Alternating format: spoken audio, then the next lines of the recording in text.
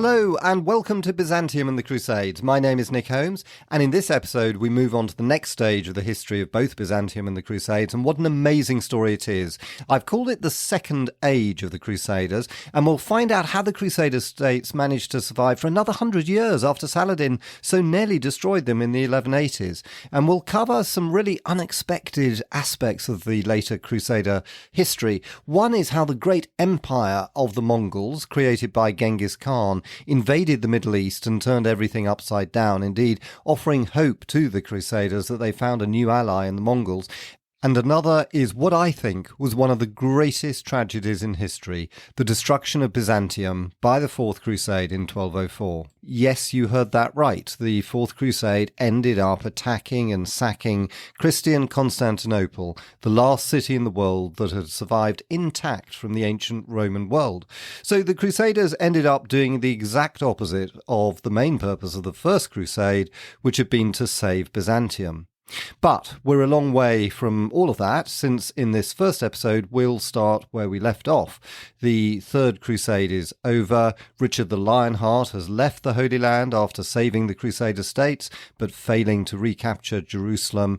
And now we turn to the next great event that will shape the future of not just the Crusader states, but the whole of Islam, the death of Saladin. As before, I'll read extracts from my adapted version of Sir Stephen Runciman's wonderful History of the Crusades. Hope you enjoy it.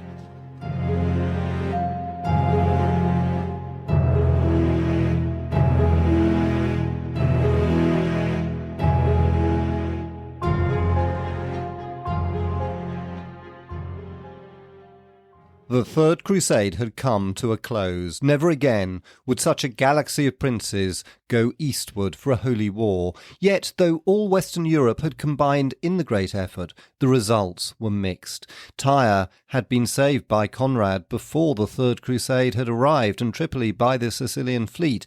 Acre and the coastline down to Jaffa were all that the Crusaders had contributed to the rebirth of the Crusader kingdom, apart from the island of Cyprus, filched from its Byzantine lord. One thing, however, had been achieved. Saladin's career of conquest had been checked. The Muslims were exhausted by the long war. They would not try again for a long time to drive the Christians back into the sea. The Crusader kingdom had indeed been reborn, firmly enough to last for another century, but it was a very small kingdom, and though its kings were in name kings of Jerusalem, Jerusalem lay out of their grasp. All that they owned was a strip of land never as much as 10 miles wide, stretching for 90 miles by the sea from Jaffa to Tyre. Further north, Bohemond's judicious neutrality had preserved for him Antioch, and a little land around it down to the port of St. Simeon, while his son retained Tripoli itself, and the hospital held Crac des Chevaliers and the Templars Tortosa. It was not much to have salvaged from the wreck of the Crusader East, but for the moment it was safe. For Saladin, although he was only 54, was tired and ill after all the struggles of the war. He stayed on at Jerusalem until he heard that Richard the Lionheart had set sail from Acre, busying himself over the civil administration for the province of Palestine. He hoped then to revisit Egypt and afterwards to fulfill his pious ambition of a pilgrimage to Mecca, but duty called him to Damascus. After touring for 3 weeks through the lands that he conquered and meeting Bohemond at Beirut to sign a definite peace treaty with him, he arrived at Damascus on the 4th of November. There was a pile of work awaiting him there, an accumulation that had mounted during his 4 years of life with the army. It was also a severe winter, and with so much to be done in the capital, he put off his journey to Egypt and his pilgrimage. When he had time to spare, he would listen to the debates of men learned in philosophy, and sometimes he would go hunting. But as the winter months went on, those that knew him best saw that his health was failing.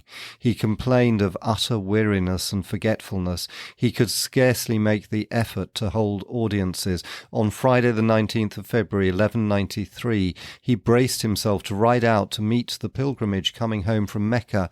That evening he complained of fever and pain. He bore his sickness patiently and calmly, knowing well that the end was coming. On the 1st of March he fell into a stupor. His son al-Afdal hurried off to secure the allegiance of the emirs, and only the Qadi of Damascus and a few faithful servants stayed by the Sultan's bedside. On Wednesday the 3rd, as the Qadi was repeating the words of the Quran over him and came to the passage, "There is no God but He, in Him do I trust," the dying man opened his eyes and smiled, and went in peace to his Lord.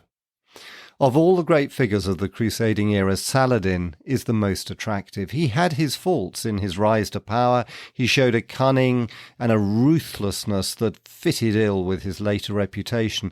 In the interests of policy, he never shrank from bloodshed. He slew Reynald of Châtillon, whom he hated, with his own hand. But when he was severe, it was for the sake of his people and his faith. He was a devout Muslim. However kindly he felt towards his Christian friends, he knew that their souls were doomed to perdition. Yet he respected their ways and thought of them as fellow men. Unlike the Crusader leaders, he never broke his word when it was pledged to anyone, whatever his religion. For all his fervour, he was always courteous and generous, merciful as a conqueror and a judge, as a master, considerate and tolerant.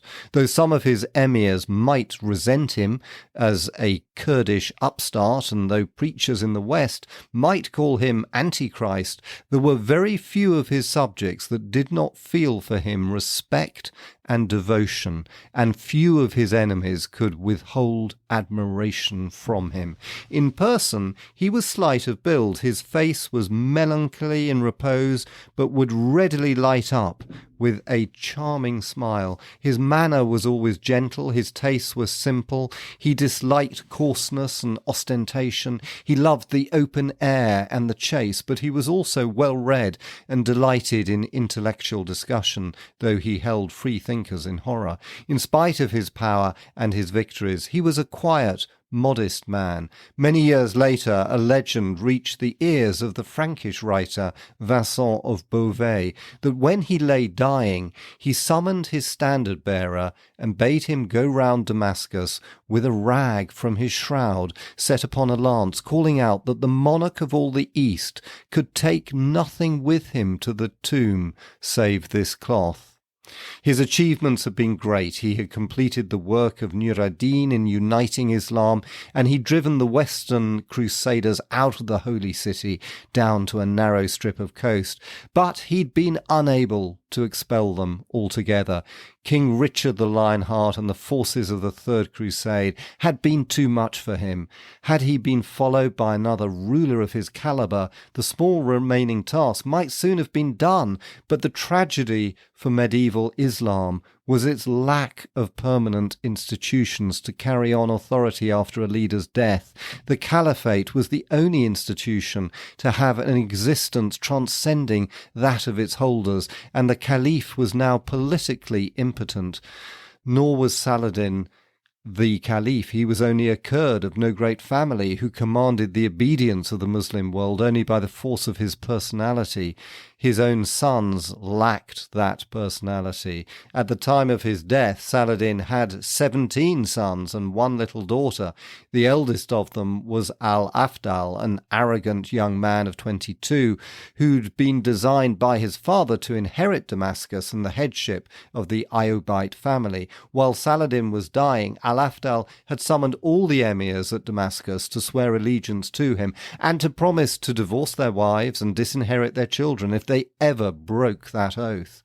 The last clause shocked many of them, and others would not swear unless al-Afdal in turn swore to maintain them in their fiefs. But when his father died and was buried in the great mosque of the Umayyads, his authority in Damascus was accepted. His next brother, al-Aziz, was already governor of Egypt at the age of 21 and proclaimed himself there as independent sultan. A third, az-Zahir, ruled in Aleppo and showed no willingness to admit his brother as overlord. Another, Khidr, younger still, held the Haran but acknowledged Al-Afdal's leadership. Only 2 of Saladin's brothers survived, Toghtekin, who had succeeded Turan Shah as lord of the Yemen, and Al-Adil, whose ambition Saladin had come to mistrust. He had the former Frankish lord of Outrejourdain as his fief and lands in the Jazira around Edessa. Nephews and cousins possessed lesser fiefs throughout the Sultan's dominions. Princes of the house of Zengi, Izzeddin and Imad-ed-Din held Mosul and Sinjar as vassals, and the Ortakid Turks were still established at Mardin and Kaifa. Of the other feudal lords, most of them were successful generals whom Saladin had employed, and the most prominent of them was Bektumir, lord of Aklat. On Saladin's death, the unity of Islam began to crumble. While his sons watched each other jealously, a plot was hatched in the northeast to restore Zengid rule in the person of Izzeddin, with the support of Bektumur and the Ortakid Turks. The Ayyubites were saved by the precautions of Al-Adil, and by the sudden death of both Izzeddin and Bektumur, in which his agents were thought to have had a hand. Izzeddin's son and heir, Nur-ed-Din Arslan, and Bektumur's successor, Aksonkor, took note of this lesson and for the time being were deferential to Al-Adil. Further south, Al-Afdal soon quarrelled with Al-Aziz. The former had unwisely dismissed most of his father's ministers and had given his entire trust to Azir, the brother of the historian Ibn al-Atir, while he himself spent his days and nights enjoying the pleasures of music and wine. The ex-ministers fled to Cairo to Al-Aziz, who was delighted to welcome them. On their advice, Al-Aziz invaded Syria in May 1194 and reached the walls of Damascus. Al-Afdal appealed in terror to his uncle Al-Adil, who came in force down from the Jazira and interviewed Al-Aziz in his camp. A new family arrangement was then made. But fighting continued between Saladin's sons for most of the next decade, and it wasn't until 1201 that Saladin's brother Al-Adil emerged triumphant as the master of all of Saladin's empire and himself took the title of Sultan. The unity of Islam was thereby restored. Meanwhile, with the Crusaders, the family squabbles between Saladin's sons had prevented the Muslims from taking the offensive against the renascent Crusader kingdom and had therefore proved to be very fortunate. Henry of Champagne, who was the heir apparent to the kingdom of Jerusalem, had also slowly been able to restore some order. It was not an easy task, nor was Henry's position entirely secure for some reason that cannot now be explained. He was never crowned king. He may have waited in the fond hope of someday recovering Jerusalem. He may have found public opinion unwilling to accept his royal title, or he may have found the church uncooperative. We will never know the answer. But his standing was improved by the death of his main rival, King Guy, who was in Cyprus in May 1194. His elimination left Henry secure. Guy had bequeathed his authority in Cyprus to his eldest brother, Geoffrey, but Geoffrey had returned to France, and the Franks in Cyprus had no hesitation in summoning Amalric from Jaffa to take his place. Henry at first demanded, as representative of the kings of Jerusalem, to be consulted about the succession, but he couldn't implement his claim, and both he and Amalric soon saw that they had to work together. The constable of Cyprus, Baldwin, formerly Lord of Bazan, came to Acre and induced Henry both to recognise Amalric and to offer to visit him in Cyprus. Their interview was very friendly, and they planned a close alliance, binding it with the betrothal of Amalric's 3 young sons to Henry's wife, Queen Isabella's 3 young daughters. This arrangement was badly needed, for if the Frankish possession of Cyprus was to benefit the Franks in Palestine and provide them with a secure base, the 2 kingdoms must cooperate. There was a continuous temptation not only for immigrants from the west to settle in the island of Cyprus rather than in the small remnant of the Crusader kingdom, but also for the Crusader knights themselves in Palestine to cross over the narrow sea to Cyprus. Henry knew only too well that if the Cypriot knights were willing to come over the sea to fight for the cross whenever danger approached, then Cyprus would indeed be an asset to him, but equally, if there were misunderstandings, it might well become a dangerously destabilising force. Amalric, friendly though he was, wasn't prepared to be subservient to Henry.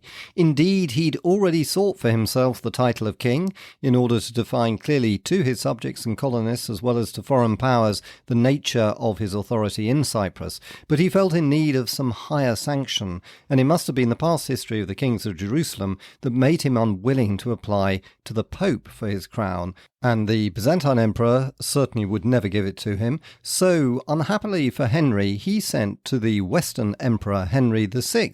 The emperor was planning a crusade, and a client king in the east suited him quite well. Therefore, in 1197, Henry crowned him King of Cyprus and made him his subject under the feudal practices of the time. This was bad news for Henry, who now had no real control over Cyprus, but worse was to come with the Principality of Antioch, which had stayed neutral during the war with Saladin under its ruler Bohemond III.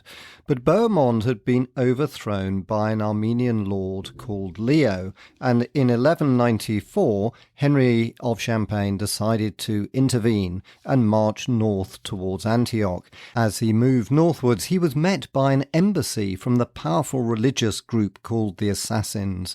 Their leader, the Old Man of the Mountains, Sinan, had recently died, and his successor was anxious to revive the friendship that had previously existed between the Assassins and the Crusaders. He sent apologies for the murder of Conrad of Montferrat, a crime that Henry found easy to forgive since Conrad had been his rival, and he invited Henry to visit his castle at Al-Kaif.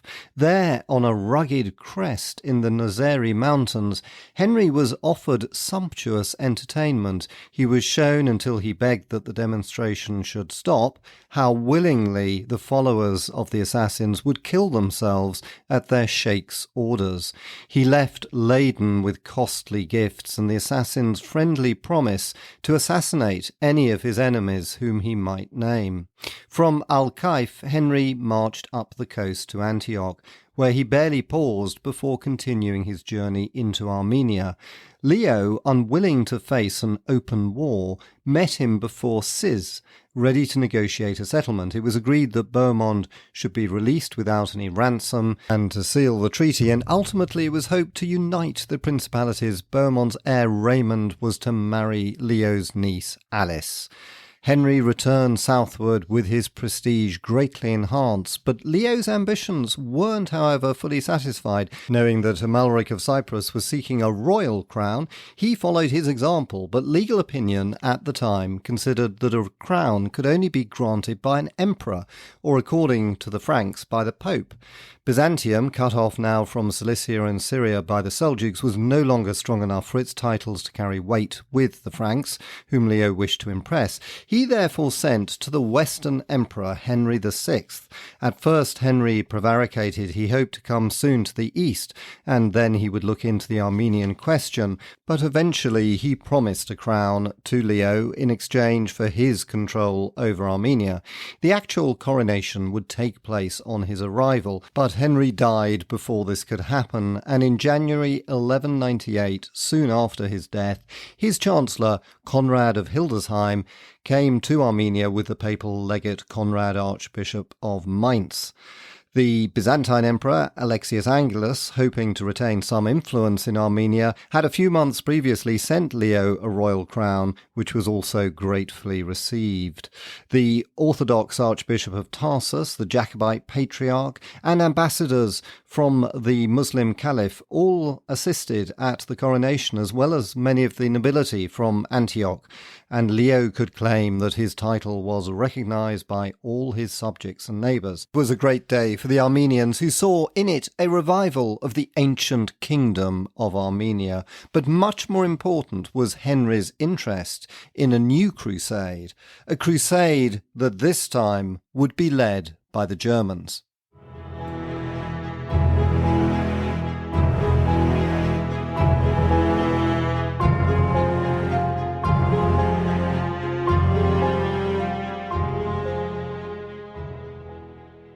And that ends this episode. Hope you enjoyed it. And if you want to leave any ratings or reviews, especially on Apple Podcasts, you'd be doing me a really massive favour. Thank you so much. And in the next episode, we'll hear what happened to the German Crusade.